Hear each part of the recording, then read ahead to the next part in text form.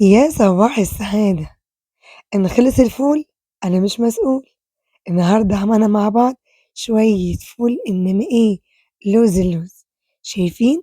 بجد ريحة وطعم مش قادرة أقول لكم، طعمه خطير، زبدة يا أخواتي، شايفين؟ طعمه جامد، وشايفين لونه الجميل زي بتاع المطاعم بالضبط، بس كفاية إنه من إيدِك ومن بيتِك، نُص كيلو عملنا كمية حلوة أوي هينفعنا في الصيام وكمان في سحور رمضان، تعالوا أقول لكم أنا عملت العظمة دي إزاي، يالّا بينا. هنا أنا عملت نُص كيلو فول،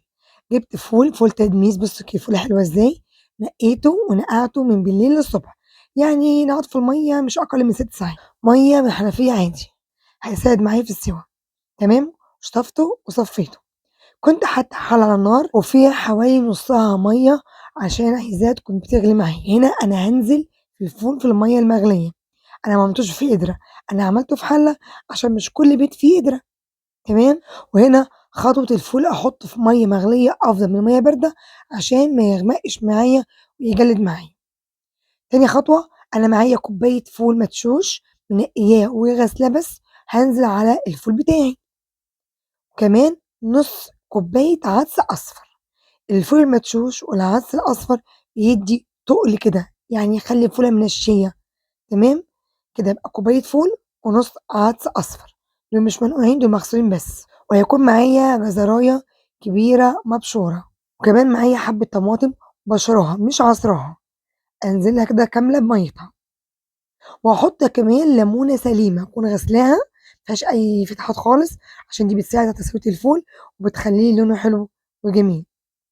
هنا بقى هنحط سر من سر المطاعم وهي معلقة الكركم، مهمة جدًا يا جماعة بس ما تكتريش عشان ما يمررش، هي معلقة صغيرة على النُص كيلو، وأقلب كله كده مع بعضه، طبعًا إحنا عارفين الكركم فوايده إن هو بيقوي الذاكرة وحلو جدًا لأولادنا، وهنا كل حاجتي جاهزة، هابدأ أغطيه أسيبه أول 5 دقايق على نار عالية، مجرد ما يبدأ يغلي معايا هاخليه على نار هادية جدًا، جدًا، هياخد معايا من ساعة لساعة ونُص، وكل 10 دقايق أفتح عليه، لو عايز مَيّة أحط له مَيّة سخنة بتغلي، ما احطش مَيّة باردة. خلاص كده هابدأ أغطّيه ولمّا يستوي هارجع أورّيه لكم، وبعد ساعة ونُص فتحت عليه أدي بقى الجمال بتاعنا، طبعًا كنت كل 10 دقايق أفتح أبُص عليه لو عايز مَيّة باحط له مَيّة مغلية، كده بقى الليمونة كده خلاص تمام، شايفين شكل الفول، شايفين لونه خطير إزاي، معلقة الكركم خلّيته راح مكان تاني خالص، زي بيتباع برّه بالضبط، بجد زبدة، بس عاوزة أورّيكم شكل الفول عاملة إزاي، بُصّوا لوز، لوز،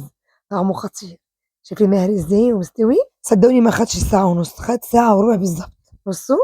حاجة كده روعة، شوية فول كهرمان، هتنفعنا في الصيام أوي، أوي، وكمان هتنفعنا في سحور رمضان، حاجة كده وهم، ولو عملتوها على طريقتي مش هتشتروا من برّه تاني، بأمانة روعة، النُص كيلو اداني كمية حلوة أوي، عملت حوالي 6 أكياس، وكمان الطبق الجميل ده، أبدأ بقى بُصّوا هاحط له بقى زيت زيتون، وكمان كمون وشطة، وكمان هابدأ أحط له شوية ملح ونضبّط حياءه. وهنا بقى هابدأ أحط له معلقة طحينة، شوفوا بقى تبقى روعة، الطحينة دي يا جماعة جاية من الدير جميلة جدًا، سمسم أصلي، كده دي معلقة طحينة كده، يا سلام بقى شوية فول بأمانة عايزين رغيف عيش مقمّر أو محمّص، عايزة أقول لكم على حاجة، أيام أمي الله يرحمها كانت كل خميس تخبز وتحط الفول ده مش في حلة ولا في قدرة، كانت تحطه في حاجة اسمها منطاد، عبارة عن قدرة فخار بغطاها. تحطه على راس الفرن من فوق، مجرد ما تخلّص الخبيز وتسيبه شوية يطلع الفول كهرمان، حاجة كده طبيعية، الله يرحمِك يا أمي. عايزة أقول لكم إن طريقته سهلة جدًا، يالّا بقى الحقوا اعملوه عشان ينفعكم في سحور رمضان، وكمان في الصيام الكبير، كل سنة وكل حاجة طيبين، يالّا بقى عايزة لايك وكومنت تشجيعي، وكمان شيّروا الفيديو عشان الكل يستفيد، نعمل حاجاتنا في البيت ما نشتريهاش من برّه، بألف هنا على قلوبكم، مع تحياتي من الأنور، وكل سنة وكل حبايبي طيبين، وباقول لكم سلام.